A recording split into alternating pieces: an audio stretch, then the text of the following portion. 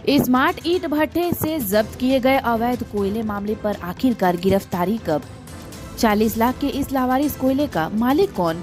सवाल कई सारे हैं लेकिन इसका जवाब नहीं। ऐसे में देखना यह जरूरी हो जाता है कि क्या वाकई इन माफियाओं पर कोई कार्रवाई होगी या फिर ये मामला भी फाइलों में दब कर रह जाएगा। गौरतलब है कि बनबहाल के स्मार्ट ईंट भट्ठे से तकरीबन 40 लाख का अवैध कोयला जब्त किया गया था।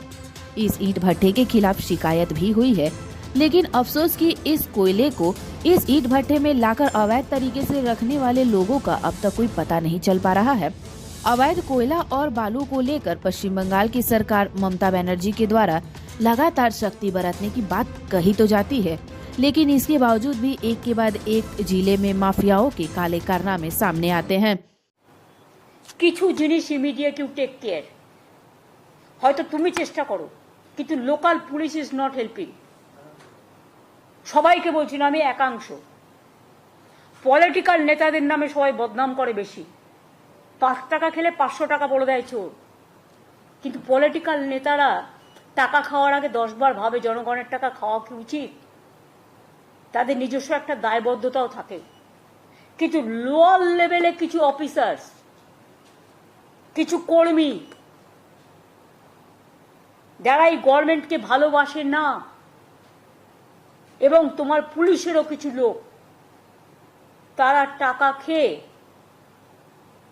আজকে বালি চুরি বলো, কয়লা চুরি বলো, সিমেন্ট চুরি বলো, যত ইল্লিগাল মাইনিং চলছে আটকে দাও। সিআইএসএফ টাকা খেলেও আমাদের লোকেদের ধরবার অধিকার আছে, এটা মাথায় রাখো। কারণ চুরি হলো যখন বলবে কয়লা চুরি করছে তৃণমূল কংগ্রেস, আর চুরি করবে সিআইএসএফ টাকা খেয়ে বা পুলিশের একাংশ টাকা খেয়ে, আমি এটা টলারেট করব না। যদি কোনো রাজনৈতিক দলের লোকও খায়, তার কলার চেপে ধরো, তাকে আইনের পেছে ধরো, আইনত জেলে পাঠাও। এখানে কোনো এক্সকিউজ আমি চাই না।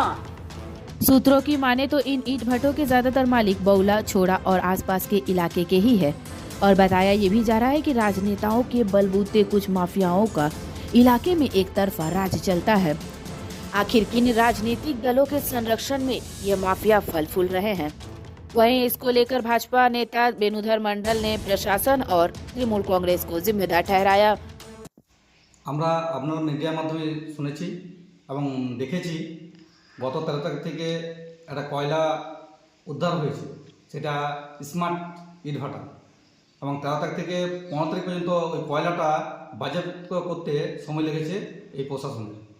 আমি শুধু একটাই বলবো যে কয়লা তো উদ্ধার করলো, কয়লা উদ্ধার করে কয়লা বাজেয়াপ্ত করা হলো, কিন্তু যে ভাটার মালিক সে এখন পর্যন্ত কোনো কাগজ দেখাতে পারেনি এই প্রায় 380 থেকে 400 টন কয়লা। তাই পুলিশকে অনুরোধ করব যে আপনি এই যে 2 নম্বরই কারবার করছে যারা, তাদেরকে এবং ভাটার মালিককে অবশ্যই আপনি এই পেপার দেখাতে বলুন, নাহলে তার বিরুদ্ধে অ্যাকশন শুরু করুন। দেখুন, এই কয়লাটা বাজেয়াপ্ত করেছে কিন্তু সিআইএসএফ, যে থানা আছে মঙ্গলফাড়ি, তার পেছন নেই এই ভাটাটা আছে, তারা কিন্তু দেখতে পেল না, কিন্তু আজ সেন্ট্রাল ফোর্স সিআইএসএফই এই কয়লাটা কিন্তু রেড করেছে।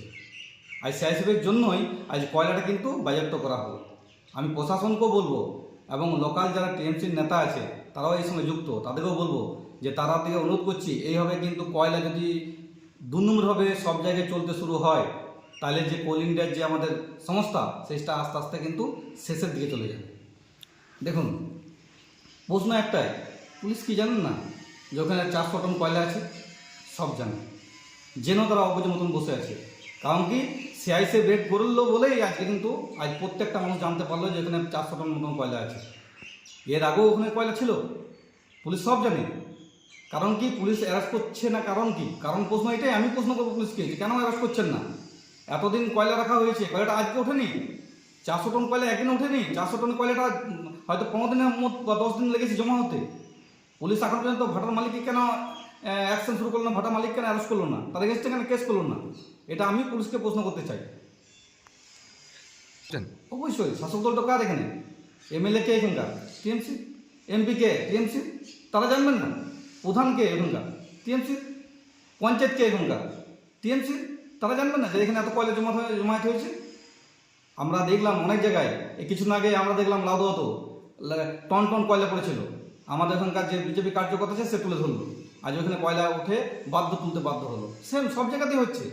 আমরা অনুরোধ করছি প্রশাসনকে এবং আমাদের সিআইএসএফকেও, আপনারা নজর দিন, কেন কয়লা আর সব জায়গাতে রাতের অন্ধকারে কয়লা লোড হচ্ছে।